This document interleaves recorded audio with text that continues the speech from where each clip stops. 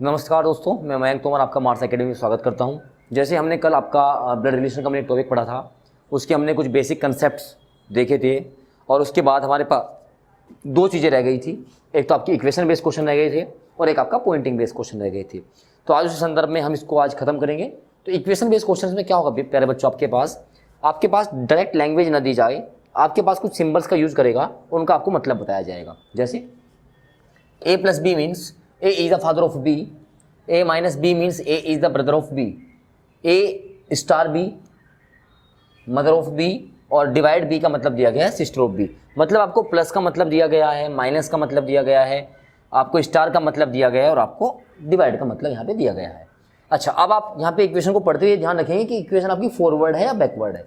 Forward का मतलब क्या है कि देखो यहाँ पर a is the father of b बताया गया है, a is the father of b बताया गया है। तो क्या यहाँ भी रिलेशन a से b की तरफ जा रहा है? ठीक है ना। क्वेश्चन में ये भी तो कर सकता है वो कि यहाँ पे कर दे b और यहाँ पे कर दे a, कि b is the father of a। तो अब आपकी इक्वेशन उल्टी हो गई, देखो रिवर्स हो गई। तो b is the father of a। तो जब भी आप क्वेश्चन करेंगे बच्चों, तो आप इसको एक बार जरूर देख लें कि आपके पास जो आपकी इक्वेशन है वो आपकी फॉरवर्ड है या वो आपकी बैकवर्ड है। चलिए, तो अभी हम इसको आगे लेके बढ़ेंगे क्वेश्चन को। अब मान लेते हैं क्वेश्चन उसने हमें दिया यहाँ पर m plus n minus x y z plus t और पूछा बताइए how is t related to of m या m, रिलेटेड टू m लिखेंगे, रिलेटेड टू m। चलिए, तो अब हमें यहाँ पर आपको जो इक्वेशंस होगी वो आपको बनाना पड़ेगा। यहाँ पे m प्लस n बताया गया है। प्लस का मतलब क्या था, यहाँ पर फादर था, तो a की जगह m रखेंगे और उसकी जगह क्या रखेंगे n। तो हम इसको क्या पढ़ेंगे, m is the father of n। तो m is the father of n ऐसे बोलेंगे। n का रिलेशन रखेंगे x के साथ, साइन होगा माइनस, माइनस का मतलब क्या था ब्रदर। तो n जो है वो भाई है किसका, x का। n is the brother of x। x का रिलेशन रखेंगे y के साथ और यहाँ पर जो स्टार है उसका मतलब है मदर। तो हम क्या कहेंगे, x is the mother of y, x is the mother of y। y का रिलेशन रखेंगे z के साथ, साइन होगा यहाँ पर आपका क्या, डिवाइड का मतलब क्या था सिस्टर। तो हम क्या कह सकते हैं कि y is the sister of z और फिर z का रिलेशन बनाएंगे t के साथ और प्लस का मतलब बच्चों आपको दिया गया यहाँ पर फादर, तो z is the father of t। तो इस तरीके से आपकी इक्वेशन बनेगी। मतलब जितना हमने बेसिक पढ़ा था पार्ट 1 में सब चीज़ वही है, बस आपको डायरेक्ट लैंग्वेज ना बोलकर आपको इसके मतलब दे दिए गए हैं।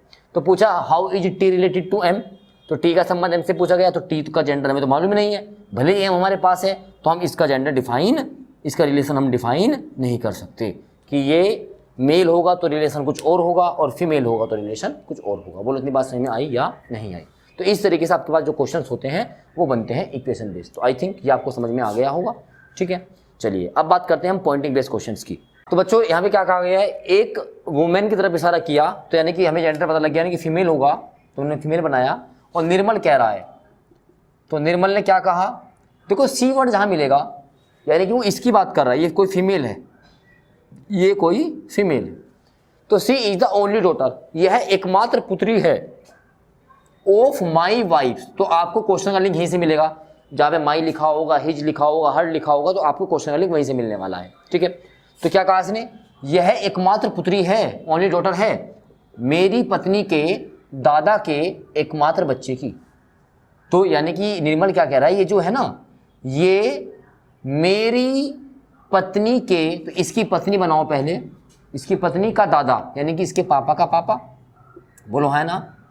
ये जो स्त्री है ये मेरी पत्नी के दादा, मेरी पत्नी के दादा का एकमात्र बच्चा, ओनली चाइल्ड। तो इसके दादा का एकमात्र बच्चा तो यही होगा कि नहीं होगा।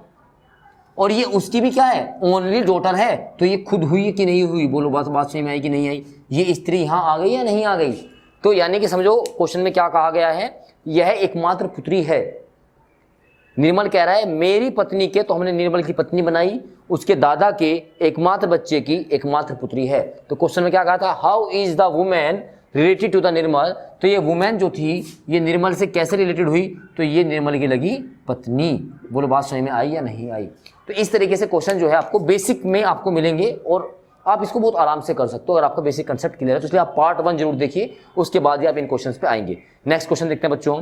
तो बच्चों पॉइंटिंग बेस में हम एक क्वेश्चन और देखते हैं, और आप ध्यान रखिएगा जो आप जैसे लेखपाल वाला एग्जाम हो गया, आपका पैट का एग्जाम है या आपका कोई कांस्टेबल का एग्जाम है, तो पॉइंटिंग बेस क्वेश्चंस बहुत पूछे जाते हैं। आपका एयरफोर्स का वाई ग्रुप का एग्जाम है तो वहाँ पे ये क्वेश्चन बहुत ज़्यादा पूछे जाते हैं। देखिए क्या कहा गया है, pointing to a photograph a man said, ये कोई फोटोग्राफ है और इसकी तरफ इशारा करते हुए एक आदमी ने कहा, तो यानी कि मेल है।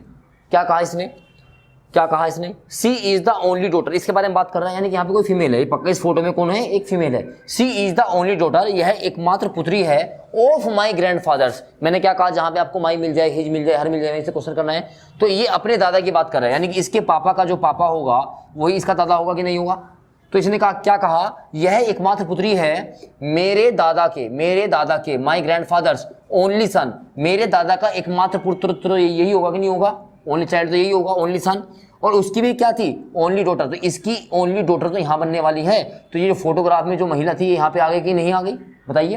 दोबारा देखिएगा, इस आदमी ने इस फोटोग्राफ की तरफ इशारा करते हुए क्या कहा कि यह एकमात्र लड़की है, ओनली डॉटर है किसकी, मेरे दादा की, यानी कि इसके पापा का पापा इसका दादा होगा, उसका क्या था, ओनली सन था, उसका ओनली सन यानी कि इस इंसान का पापा होगा, और उसकी क्या थी, पुत्री थी। तो क्या पूछा क्वेश्चन में, how is the girl related to the man, ये जो गर्ल है ये इससे कैसे संबंधित है, तो बच्चों ये हो गई इसकी सिस्टर। तो इस तरीके से आप क्वेश्चन को बहुत आराम से कर सकते हो। छोटा सा पार्ट मैंने आपको बताया है, बनाया है, जहाँ पे आप इक्वेशन बेस और आप पॉइंटिंग बेस दोनों कर सकते हैं। लेकिन आप ये तभी कर पाओगे बच्चों जब आपके पास पार्ट 1 ब्लड रिलेशन का कंप्लीट होगा, ठीक है। तो लेक्चर आपको बहुत अच्छा लगा होगा, आपका यहाँ से मैंने 3 से 5 नंबर का काम पूरा कराया है। तो प्लीज़ चैनल को सब्सक्राइब जरूर कीजिए, सपोर्ट कीजिए, लाइक कीजिए, कमेंट कीजिए। तब तक के लिए थैंक यू, जय हिंद, जय भारत।